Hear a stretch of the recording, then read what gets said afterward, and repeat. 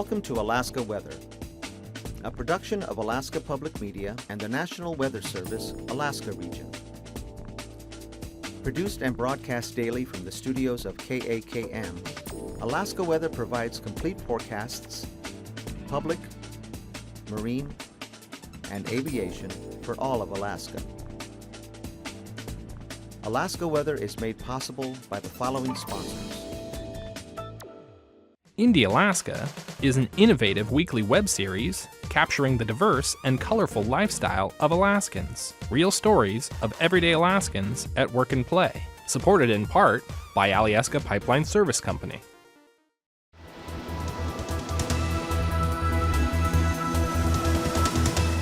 The National Weather Service. Good evening, everyone. I'm meteorologist Dave Snider with the National Weather Service. It's the 5th of November now. As always, we encourage you to stay up to date with your latest weather information by going to weather.gov/Alaska or arh.noaa.gov. Give us a call on the weather info line at 800-472-0391, and you can find information during the day in between Alaska weather shows on Twitter, on Facebook, and on YouTube. Immediately after this show, if you go to alaskapublic.org, you'll be able to find the complete broadcast of Alaska weather, the previous broadcast, and of course the one we're working on right now. Here's a look at the hazardous weather across southeastern Alaska. As you well know, in southeast, a large part of the area is fairly windy right now, and high wind warnings are in effect at this point. Southeast has been looking at some strong winds, which are probably peaking right about now and will continue into the early evening hours before laying down. But before that happens, winds could gust upwards around 60 miles per hour. So watch for the hazardous weather to continue in southeast, primarily due to the high winds. Now, as low pressure continues working northward, that will subside. There is another storm about a day and a half away, and you'll see that on the weather charts here in just a few minutes. It could do a similar thing. Up around the North Slope and Kaktovik in the eastern Beaufort Seacoast, a winter weather advisory for blowing snow is in effect. Easterly winds there around 40 miles per hour, gusts to 50. That could reduce visibility through the evening and overnight to about half mile or so. So watch for problems there. And then across the west and central Aleutians, we're watching for a storm to move in as we head into late Friday night. The first impacts will be seen as we get into Friday with increasing wind here, and storm force and hurricane force winds are expected across a large part of the central and western chain. Our first impact, though, will be a high wind watch. You see that across areas from Kiska all the way out towards Shemya. We're expecting winds to begin around Friday between 45 and 60 miles per hour, and some stronger gusts will develop through the day. Some of those could reach upwards of 75 miles per hour. But late on Friday, those winds will shift to more of a southwesterly direction, becoming even more gusty, between 80 and about 100 miles an hour, becoming possible there through the late Friday period there. So watch for the winds to come up if you're out in the west. And if you're a mariner at sea, again, it's a good time to review the best place to tuck your boat and your ship, as the winds and waves will be coming up for many areas, especially across the south and western parts of the Bering. More on that in a minute. Here's a look at the satellite picture across southeast. Here's the storm that's moving up the southeastern coast right now. That's the one that's bringing a lot of wind through the region. You can see the front just about to make it through Ketchikan by late afternoon. As that boundary continues working its way northward, it's spreading rainfall north as well, but the gustiest winds are working through central and northern sections of southeast right now. Expect that to continue as we go through the evening hours. Across the interior, a lot of what you're seeing on the satellite picture, of course, is just cold air. It's been a fairly pleasant day as far as the sky conditions go. The winds are picking up, though, across more places in the upper Yukon Valley and even across the Matanuska Valley, picking up a little bit of dust there, as we've heard. Out across the west coast, some low clouds for the YK Delta, and across the North Slope, a little bit of a stronger breeze, especially for the Beaufort Seacoast. That is reducing visibility again, mainly due to blowing snow, not so much because of the falling snow. And out across the west, we have a very broad and kind of diffuse trough that's connected to a stronger area of low pressure across the western Gulf. This is trying to hang on, but it's weakening and falling apart. There's a lot of dry air attached to it, and certainly on the west side of that. And out across the central Aleutians, we see a few more clouds across Adak, Atka, all the way out to Shemya on that northwesterly flow. As we get into Friday, the winds are going to shift fairly quickly, and you'll start to see that on the marine charts here in just a little bit in the second half of the show. Here's a look at the weather chart. As of this afternoon, a 978 millibar low is working its way northward through the coastal areas of southeast. That's where a lot of the higher seas have been seen and some of the stronger gusts. No reports of any damage in that area just yet, but if you have some, it's really helpful to send that to the National Weather Service or your local authorities in your community or village, and they can relay that to the National Weather Service office in Juneau. As you see northward across the northern Gulf, a few showers around Prince William Sound from Cordova to Yakutat and even the eastern side of the Kenai Peninsula. But by and large, most of Alaska was pretty dry and relatively quiet today. A few snow showers across the Beaufort seacoast. Most of what you were likely seeing, though, was just blowing and drifting snow with high pressure up across the Arctic Ocean. Heavy freezing spray also a threat through the rest of the period. With the tight pressure gradient, though, we see up from the north and the tightening pressure gradient across the Bering Sea. Expect those winds in some of those gap-prone areas to continue and strengthen. And again, the storm that's moving northward across southeastern Alaska, also part of that big weather puzzle.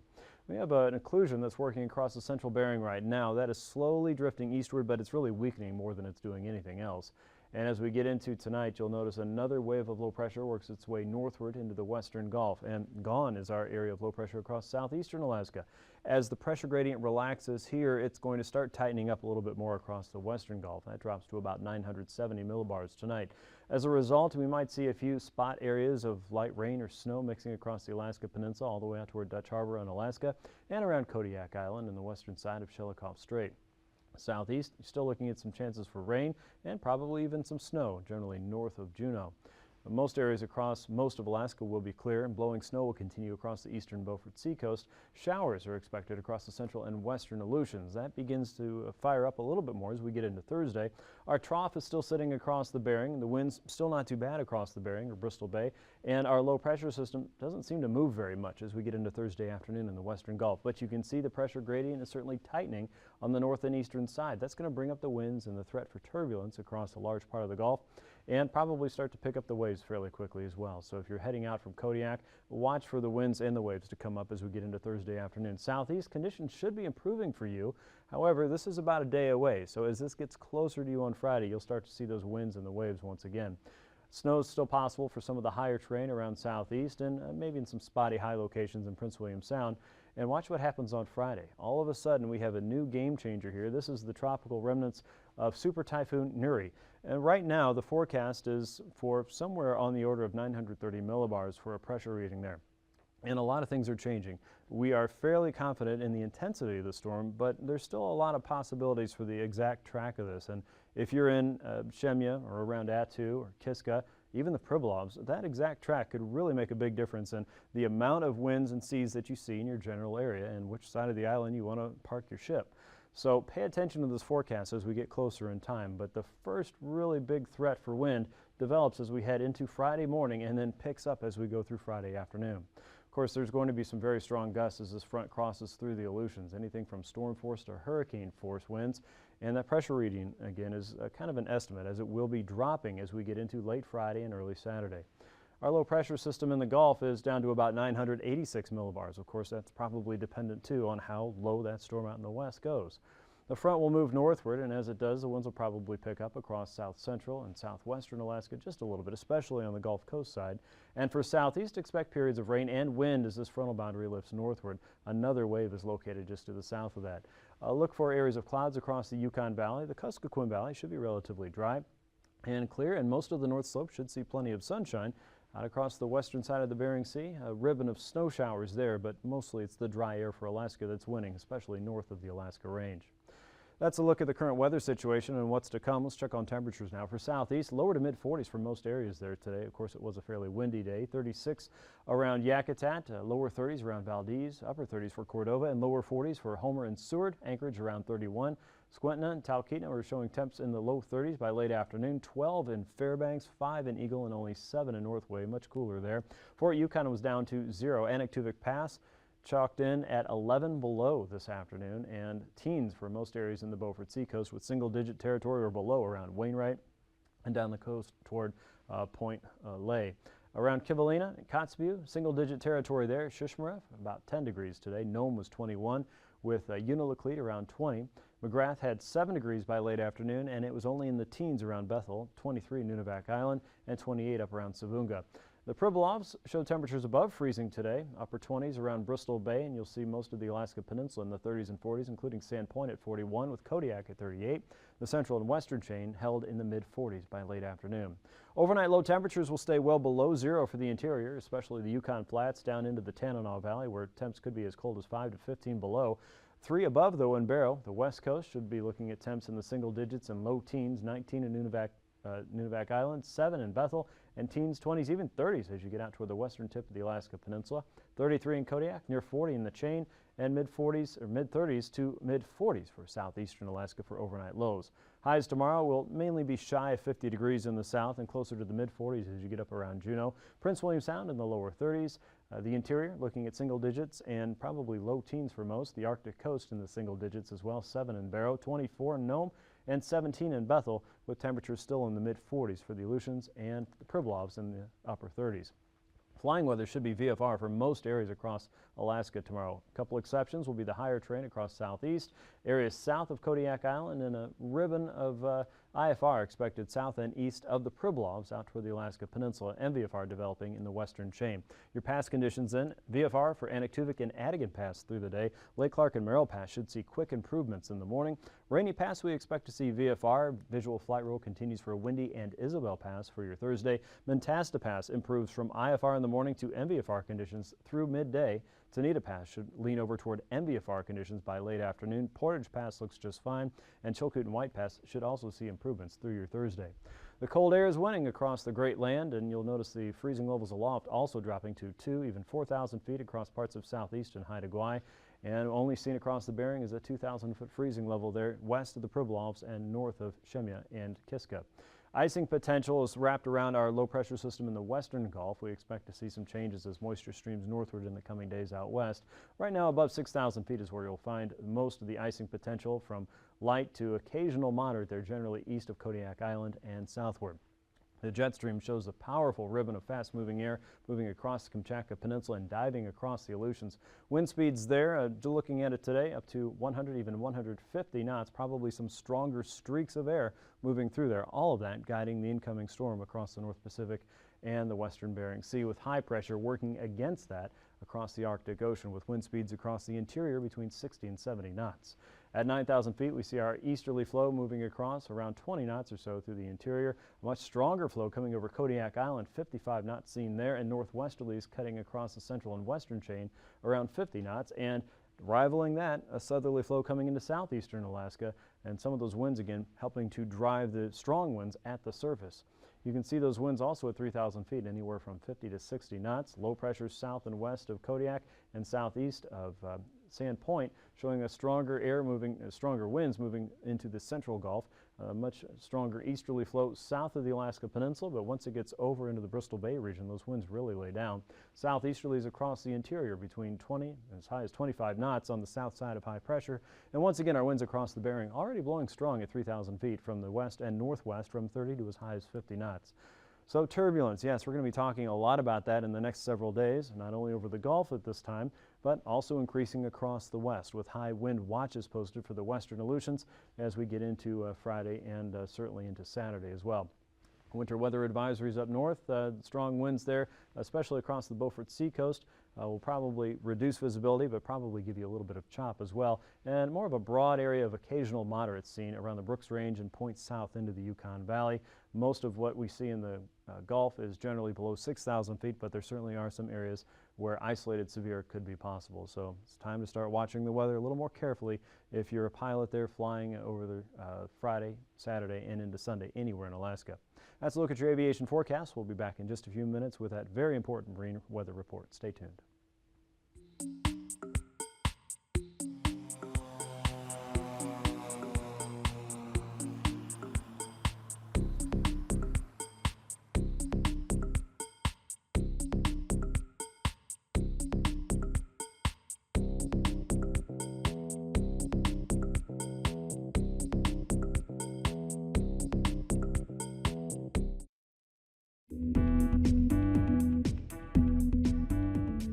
Weather balloons here at Fairbanks International Airport are released by the Weather Service twice a day, and the timing of those releases are such that they are coordinated with all the other releases around the world.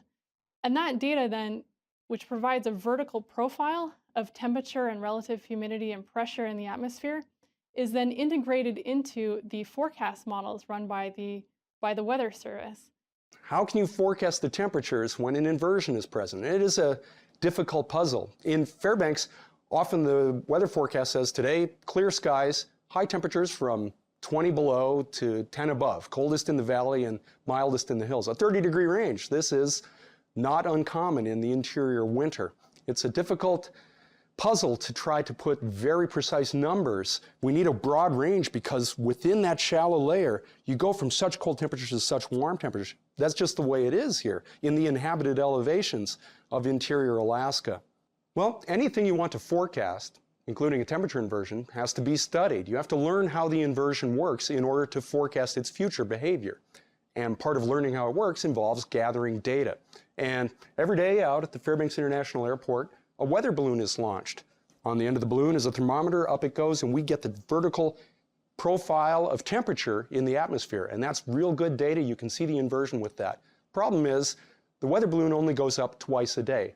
And for forecasting, detecting and forecasting the jet stream, which operates on broad spatial and temporal scales, twice a day is, for most purposes, adequate. However, down here in this fine spatial scale right in urban Fairbanks, we need more than twice a day to really understand the inversion, especially its formation and its dissipation. So the weather balloons that are released at Fairbanks International are timed with all those other global releases, and they are not actually at times which are very dynamically active here in Fairbanks, which is another reason that we're interested in doing this experiment with an aircraft and also additional weather balloon releases to sample some of those more dynamically active times of the day.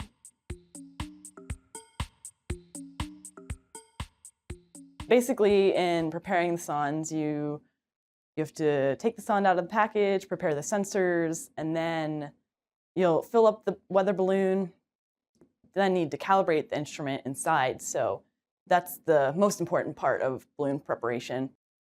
So when we're calibrating the instrument, we make sure that the temperature of the sensor is realistic with the temperature either of the room or outside, wherever the sonde is being calibrated, as well as pressure, making sure that's at our level, and also the relative humidity, that looks realistic. We use these weather balloons that when they're filled up with helium, they're approximately 6 feet wide.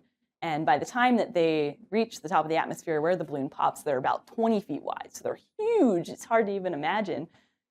After we get clearance from the FAA, we'll go outside, take the radio sonde, attach it to the balloon, and then make sure there aren't any planes going by just in case, and let her go. And the computer inside actually picks up the signal automatically.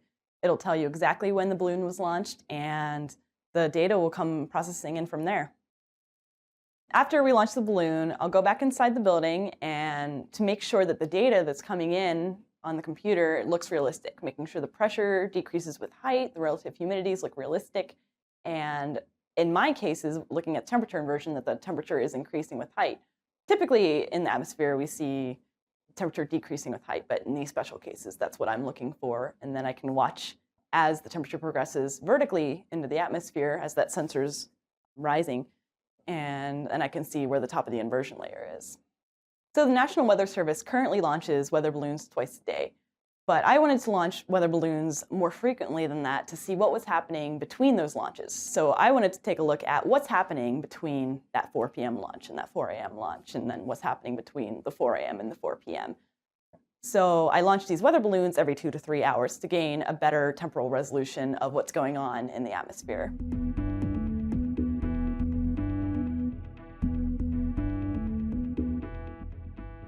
Our research asked the question, what will surface-based temperature inversions look like in Alaska over the next 100 years? And the primary tool for studying future projections are global climate models. In fact, they're the only tool. But they're not perfect for answering our question because we're interested in information over a city landscape scale, which is a few miles, 5 miles, 10 miles. Global climate models provide information on a 100-mile scale. So we need to get that information from this coarse scale and downscale it to a higher resolution so it's useful for us. And the way we do that is we take climate information from the global climate model and we feed it into our regional model, which has a domain over Alaska at a resolution of, say, a few miles instead of hundreds of miles. And the large-scale climate comes from these global climate models, and then we run our simulation over Alaska. We have done regional downscaling simulations for 20 years in the 20th century, from 1979 to 1999. We've done 10 years from 2010 to 2019, and then from 2050 to 2059, and 2090 to 2099. So with the regional model, we've taken these 4 slices over time, fed by the global climate model. And what we find, first of all, in the 20th century simulation is that the regional model does a much better job of simulating the vertical surface-based temperature inversions over Fairbanks and the other cities in Alaska. And as we go through the 21st century, those 3 other slices, as the global climate warms, we find that the temperature inversions in the lowest layer don't really change in strength. The strength stays the same, but the whole profile gets warmer. So this study provides a first look at what would be happening to temperature inversions in the future. We need to ask other questions like, how will this frequency change? Will they occur as often? Will the season be much shorter? There's a variety of other questions we need to ask to develop a better picture for how temperature inversions will change in the future. And our first cut answer that we have suggests that we'll still have to worry about the same sort of air quality issues, because in the near surface, the strength of the inversion will be about the same.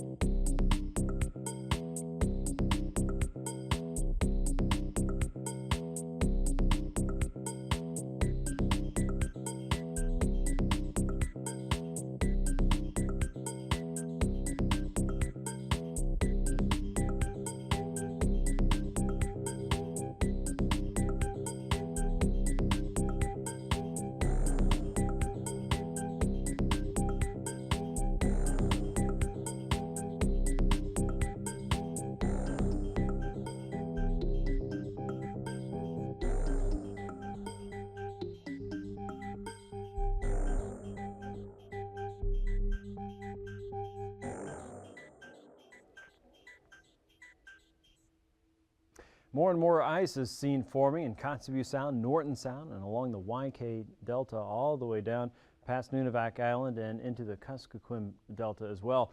But a lot of this, especially in the southwest-facing slopes, will probably erode at least somewhat as warmer weather builds northward and the winds pick up as we head into Friday, Saturday, and Sunday, especially late weekend into early next week. So we'll see some changes there continuing. But if you'd like to track this yourself, you can certainly do that at weather.gov/anchorage/ice.php. Here's a look at the winds in southeast. Now, a big difference from what you're seeing today. The winds should lay down pretty quickly during the overnight hours and tomorrow. It'll still be breezy and the seas will still stay up, but notice the difference. Northerly winds out of the Lynn Canal at 25 knots with 2 to 4 foot seas. A south and southeasterly flow a little bit further south through Stevens Passage and into Clarence Strait at 20 to 25 knots. And coastal winds will still be in from the south and southwest. Look for more of a westerly flow around Yakutat early in the day with an 8-foot sea. Southwesterlies from the northern entrances all the way down to the Dixon entrance with 9 to 12 foot seas on a 25-knot wind. By Friday, though, here comes another round of wind, especially across coastal areas. 25 to 35 knots there south of Gustavus and along coastal areas down toward Craig. 17-foot seas should be some of the higher seas that we see in the north to about 10-foot seas outside of the Dixon entrance. Across the inner waterways, 4 to 9-foot seas there in the south. And notice the winds coming up once again there in the Clarence Strait, 45 knots with a 9-foot sea there by Friday afternoon. Across south central, look for a continued north and easterly wind for most areas through the Cook Inlet and Shelikof Strait, 15 to as high as 30-knot winds with 9 to 10-foot seas there from the areas west of the Barrens through Shelikof Strait. A stronger easterly flow on the eastern side of the Barrens at 30 knots, 40-knot winds coming into Kodiak with a 6 to 10-foot sea. Northeasterlies also breezy inside of Prince William Sound. Those pick up a little bit more from the east as we get into Friday, up to 25 knots, 20 to 30-knot winds there on the west and northern Gulf with seas from 13 to 17 feet. And then across the Cook Inlet, the northerlies pick up even more, 25 to 35 knots west of the Barrens, up to 40 knots with an 18-foot sea, and Shelikof Strait looking at 30-knot winds with an 18-foot sea there on Friday. Across the Alaska Peninsula, winds not too bad. They're northeasterlies inside of Bristol Bay and east and northeast winds on the Pacific side, 11 to 12-foot seas there on Thursday. As we get into Friday, the winds switch course a little bit more to a north and westerly flow. 25 to 30 knots on the Bering side, 7 to 9-foot seas there, and 11-foot seas on the Pacific side with winds out of the north and west. around 25 to 30 knots. Now here we go for the Aleutians. North and easterly winds across the central and eastern chain. Winds not too bad east of Adak initially, with a west and northwesterly flow there from Kiska to Attu. The 17 to 20 foot seas are expected on Thursday. And look at the big difference on Friday as the remnants of Typhoon Nuri make its way into the Bering Sea by Friday night. 65 knot flow there in the west with 41 foot seas, maybe even higher, approaching 50 feet in some cases. Southerly flow around Kiska. 55 knot winds there, 21 foot seas there in that particular zone. Southerly flow up to 50 knots north of Adak and Atka. The winds diminish the further east you go, 20 to 30 knots as well as a 25 to 45 knot winds across the North Pacific with 11 to 15 foot seas. So again, mariners west of Adak, especially on Friday, use extreme caution there and find good shelter. You'll need it again on Saturday. Here's a look at the west coast. North and easterly flow continues on Thursday, 15 to 20 knots in most areas, 4 to 10 foot seas as you head westward towards St. Matthew, and northeasterlies continue into the Pribilof for Thursday. Southwesterly flow develops on St. Paul and St. George as we get into Friday. That will continue as we head into Saturday and pick up in speed, and the seas will also increase, so watch for more on that. Easterlies across St. Lawrence Island at 20 knots with an 8 foot sea, and winds go pretty light and variable around Hooper Bay and points west. Across the Arctic coast, stronger winds around the Beaufort up to 35 knots with reduced visibility, and an east and southeasterly flow across the Chukchi Sea coast at 20 to 30 knots. A broad southeasterly flow picks up on Friday, still looking at 25 to 30 knots around the Beaufort and 15 to as high as 30 knots across the Chukchi Sea coast. Recapping tonight's weather, the strong winds seen right now across southeast will diminish as we head into the overnight hours, and things should improve tomorrow. A stronger area of low pressure in the western Gulf will continue, sitting and spinning generally south of Kodiak. Look for some stronger winds there tomorrow. Most areas in Alaska stay pretty dry through Thursday, but the winds will pick up fairly quickly as we head into Thursday night and Friday in the western Aleutians, where a high wind watch is now posted for areas in the western chain. Look for gusts there to potentially reach as high as 80 to 100 miles an hour. These forecasts are to be used for planning purposes only. Call 1-800-WX-BRIEF for a formal pre-flight briefing. Always file a flight plan before you go flying. The U.S. Coast Guard Auxiliary urges you to leave a float plan with a friend or the harbor master before you go boating. Alaska Weather is made possible by the following sponsors.